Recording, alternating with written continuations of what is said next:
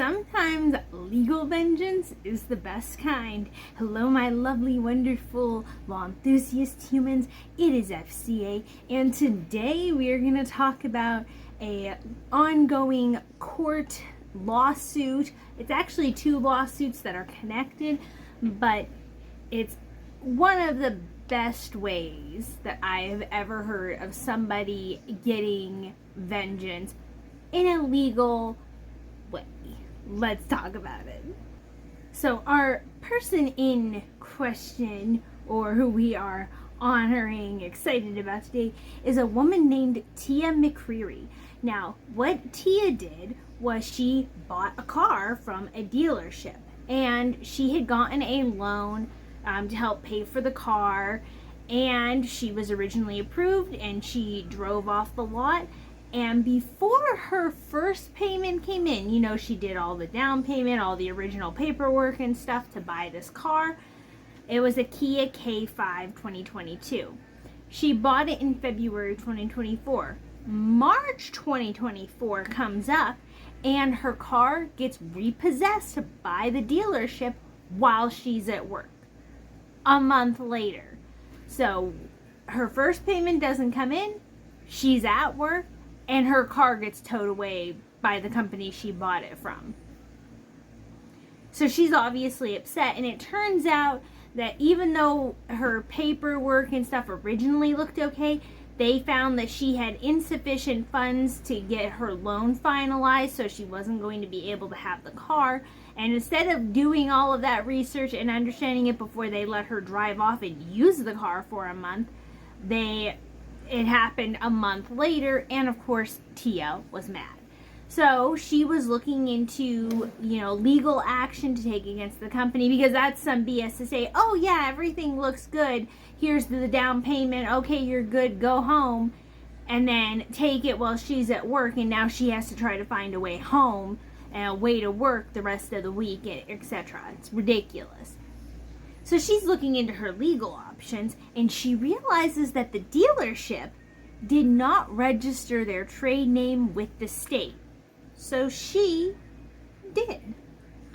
The company was called Kia of Lima, but had recently not resubmitted to file their renewal application for the name with the state, and so Tiah McCreary registered it in her own name.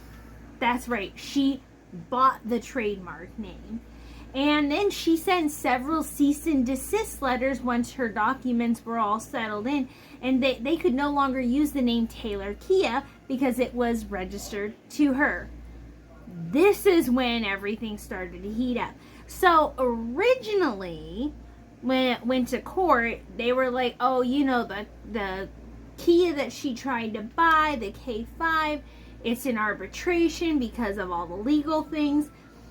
And she filed an official complaint against them, and she said that the company violated the Consumer Sales Practice Act, and she was claiming fraud, conversion, and unjust enrichment by the dealership.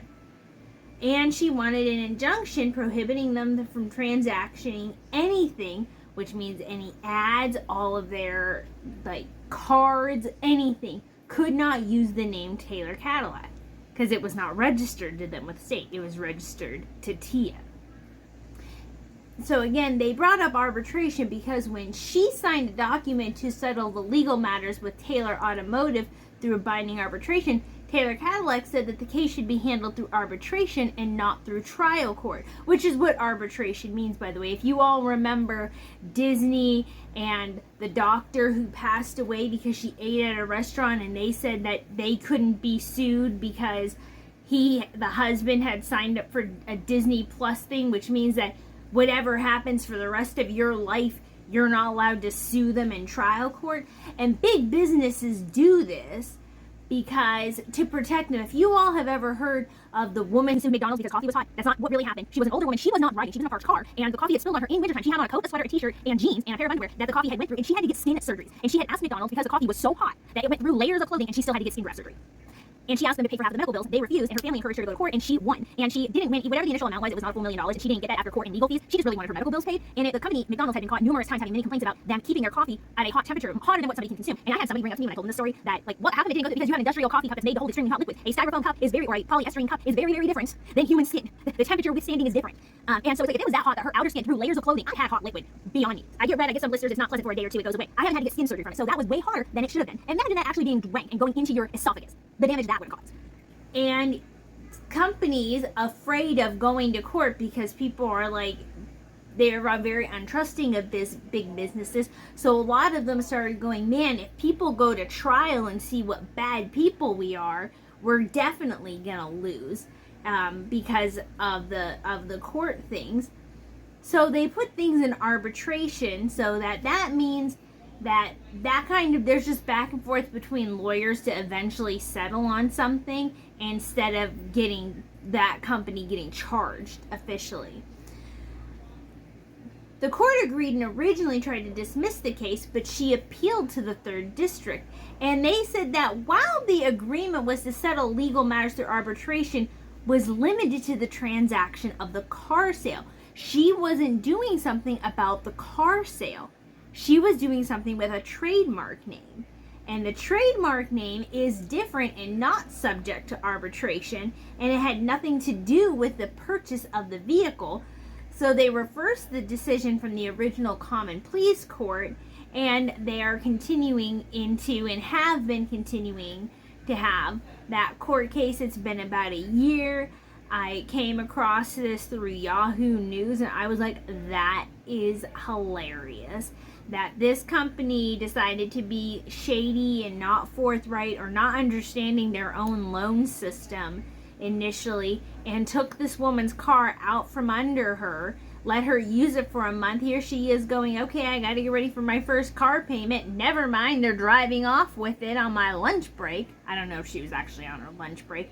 I'm just imagining that she was sitting there at her computer and she's getting ready to go on her lunch break, and she walked by the window holding a coffee, and then she goes, that looks like my car. What are they doing with my car?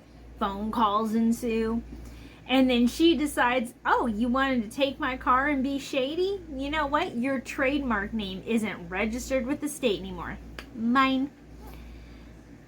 And so there is no current update on that situation, but it's going to be funny to see if they're like, you're the one who didn't register your name with the state, and she just took advantage of that. So, I just wanted to share that with you. I thought it was a fairly lighthearted story of a company doing something like maybe not quite illegal, but definitely shady, and then them getting their karma and comeuppance. Tia was her own karma in this case. So tell me what you think about this. I will link to the story and other related things below, and I will see you all in the next video. Bye, my lovely humans.